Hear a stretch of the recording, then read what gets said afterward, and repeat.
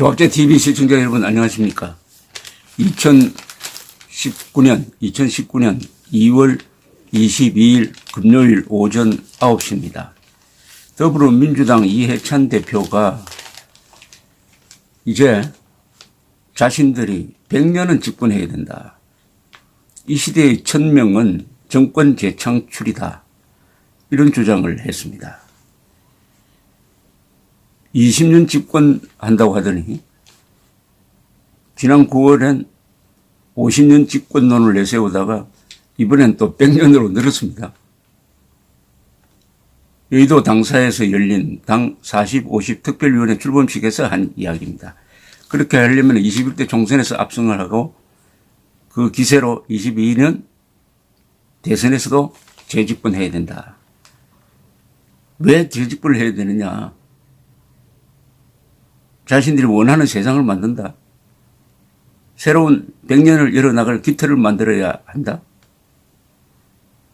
자유한국당을 보면은 미래를 맡길 수 없다. 그리고 한반도 평화 분위기를 역전시키지 않아야 한다. 뭐 등등 이런 이야기입니다. 왜 100년 집권해야 되느냐? 뻔하죠. 정권이 바뀌면은 당하니까요. 정권이 바뀌면은 지금 문재인 정권은 전 정권을 지금 이른바 적폐 청산이라는 이름으로 정치 보복 그리고 인민재판 한 것을 그대로 돌려받게 될 것입니다. 이미 그 예고편이 나오고 있습니다. 바로 환경부에서 있었던 블랙리스트 의혹이죠. 블랙리스트 의혹. 이 블랙리스트 의혹으로 이미 이 정권의 장관이 출국 금지가 되고 있습니다. 수사가 청와대로 향하고 있습니다. 이 정권이 살아있는데도 이렇게 되는데 정권이 바뀌면 어떻게 되겠습니까? 블랙리스트는 바로 박근혜를 치는 칼이었다면 이제는 그 칼이 문재인 전 정권을 향하게 될 것입니다. 이해찬 대표도 무사할까요?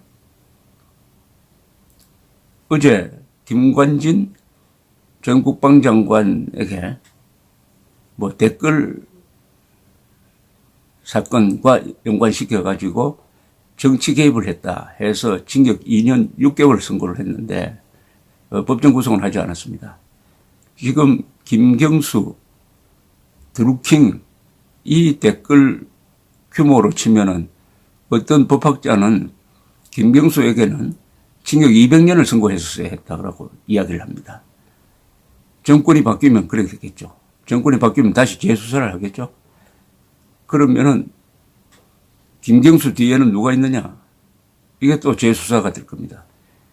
지금 이명박 전 대통령은 79입니다. 10개 이상의 병명이 있다고 합니다. 지금 잠을 제대로 못 자가지고 산소 호흡기를 달아야 수면을 하고 있다고 합니다. 그래도 구속해서 재판을 받고 있습니다.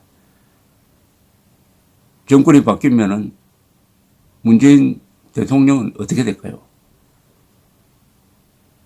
지금 이명박 전 대통령 시절의 가장 큰 업적인 4대강 사업을 지금 파괴하려고 합니다. 볼을 파괴하려고 해요. 역대 대한민국 정권의 특히 박정희 대통령의 위대한 업적인 원자력 발전소. 이것도 이 체제도 지금 탈원전이라는 방식으로 파괴하려고 합니다. 문명에 대한 도전이죠. 문명에 대한 도전. 그러니까 이명박 박근혜가 잘한 것까지도 이명박 박정희 잘한 것까지도 이렇게 부정하겠다. 토탈 부정인데 정권이 바뀌면은 또다시 그런 방법으로 당하겠죠. 즉 태양광이 없어지겠죠. 태양광 발전소 없어질 겁니다. 이 정권이 바뀌면은. 그러면 100년 집권, 50년 집권, 20년 집권 하려면 어떻게 해야 되느냐? 국민들을 타락시켜야 됩니다. 국민들이 분별력을 잃도록 만들어야 합니다. 분별력은 세 가지죠.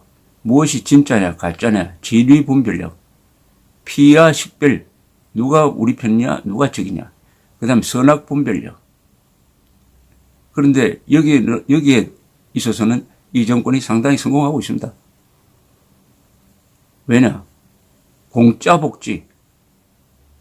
국민 세금을 걷어가지고 선심서듯이 막 나눠주는 그런 식의 복지를 하고 있습니다. 돈을 받은 사람들이 국가에 의존하게 되고 그러면은 이런 정당, 이런 좌파 정당, 파퓰리즘 정당을 지지하게 되어 있습니다. 국민을 타락시키지 않으면은 집권하기, 장기 집권은 불가능합니다. 그리고 평화란 이름으로 지금 피와 구분을 망가뜨리고 있습니다. 살인마, 김정은, 유엔이 반인도 범죄자라고 규정한 김정은, 즉 인류의 적이라고 규정한 김정은을 좋아한다는 호감을 가진다는 사람이 27%나 됩니다. 27%나 됩니다. 살인마, 민족 반역자, 반인도 범죄자 김정은을 좋아하는 사람이 27%가 되는 나라는 한번 망해봐야 됩니다. 이것은 저주를 부릅니다. 그 27%가 누구냐 따져보면 더 큰 문제가 있습니다. 한참 이 한국 사회에서 중추적 역할을 하는 40대가 37%나 됩니다. 40대 중에서 김정은을 좋아한다는 자가 37%나 됩니다. 37%. 광주 전라도에서는 이거 갤럽 조사입니다. 지난주 김정은 좋아한다는 사람이 47%나 됩니다. 47%. 그나마 20대와 학생 사이에서는 비율이 좀 낮습니다. 더 놀라운 사실은 트럼프를 좋아한다는 사람보다 김정은을 좋아한다는 사람이 더 많아요. 이걸 통해서 우리가 알 수 있는 것은 한국 사람들이 진위, 피와 선악 분별력이 망가지고 있다. 망가지도록 하는 게 평화란 이름이다. 민족이란 이름이다. 복지란 이름이다. 거기에 다 취해가지고 넘어가고 있다. 이렇게 되면은 대한민국은 베네수엘라로 가는데 쉽게 말하면은 문재인 정권이 20년 집권하면 한국은 확실하게 베네수엘라가 될 겁니다. 베네수엘라 사태가 될 겁니다. 베네수엘라가 됩니다. 한국을 베네수엘라로 만들어야 장기 집권이 가능합니다.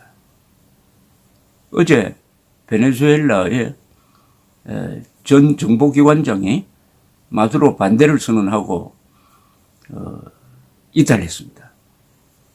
뉴욕타임스하고 인터뷰한 기사를 읽어보면은 그러니까 속속들이 정권의 속성을 아는 사람이죠. 최근 몇 년 전까지 마두로 정권 밑에서도 충성을 다했고 그 전에 차베스 있을 때 정보기관장을 한 사람입니다. 이 사람이 이렇게 주장합니다. 이 마두로 정권은 마약 밀매, 테러 지원 정권이다. 거기 장관들, 간부들이 마약 밀매단을 운영하고 있다는 겁니다. 마약 밀매단을. 심지어 자신도 했다는 겁니다. 자신도 마약 밀매에 관계되었다. 그러니까 마약 밀매를 수사하는 사람이 마약 밀매단 후원자가 되고 있다. 그리고 중동의 테러 집단인 헤즈볼라와 아주 긴밀한 관계를 유지하고 있다. 이렇게 이야기를 했습니다. 그런데 놀라운 사실은 지금 서울시 교육감은 2006년에 노무현이 차베스를 따라야 한다. 베네수엘라를 망친 차베스를 따라야 한다는 이야기를 공공연하게 한 사람입니다. 그리고 서울 시민의 세금으로 운영되는 서울교통방송의 한 프로는 적극적으로 이 마두로를 비호합니다. 마두로를 압박하는 미국을 비판하는 그런 방송을 내보냈습니다. 이 교통방송이 정치 방송을 하는 것은 불법입니다. 불법 방송이 이 세계에서 아마도 문명국가 중에서 이 마두로 정권을 비호하는 교육감, 마두로 정권을 비호하는 방송을 하는 수도의 시청 있을까요? 지금 문재인 정권 안에는 김일성을 숭배한 사람, 그리고 차베스를 좋아하는 사람들이 상당히 많이 박혀 있다는 비판이 있습니다. 그래도 해명을 안 해요. 이 베네수엘라의 오늘의 사태는 대한민국의 미래일 수가 있습니다. 결국 우리가 집권을 하지 않으면, 정권 교체하면 우리는 죽는다, 우리는 다 감옥에 간다 하는 이런 강박관념을 가지게 되면 반드시 무리를 하게 됩니다. 12.12 사건이 그런 경우입니다. 12.12 사건이 원래 계획대로 정성화 계엄사령관 연행으로 끝났으면은 전두환 노태우 대통령은 역사 속에 등장하지 않았을 가능성이 있습니다. 군부 실력자로 남았을 가능성이 있습니다. 그러나 12.12 사건이 예정대로 계획대로 되지 않고 총격전이 벌어지고 군대가 출동하면서 군사 정변이 되어버리니까 정권을 잡지 않으면은 12월 12일 밤에 저지른 행동 때문에 반역죄로 몰려가지고 사형될지 모르겠다 하는 그런 강박관념이 있으니까 무리를 해서 집권을 하게 된 겁니다. 그게 전두환 노태우 정권의 등장인데, 물론 그런 과정을 거쳤지만 두 대통령의 집권 시절에 대한민국이 비약적 발전을 한 것은 또한 무시할 수 없는 것입니다. 이제 간단합니다. 문재인 정권이 이기느냐, 국민이 이기느냐. 문재인 정권이 국민을 타락시키는 데 성공하느냐, 아니면 국민이 각성해가지고 문재인 정권의 집권 연장을 저지하느냐. 이 싸움입니다. 결국 속느냐 안 속느냐의 싸움입니다. 속으면은 우리는 자유와 재산과 생명을 잃게 되어 있습니다. 베네수엘라 사태를 주시를 해야 됩니다. 대한민국이 베네수엘라를 목표로 해서 가고 있다는 이 사실을 부인할 수가 없습니다. 감사합니다.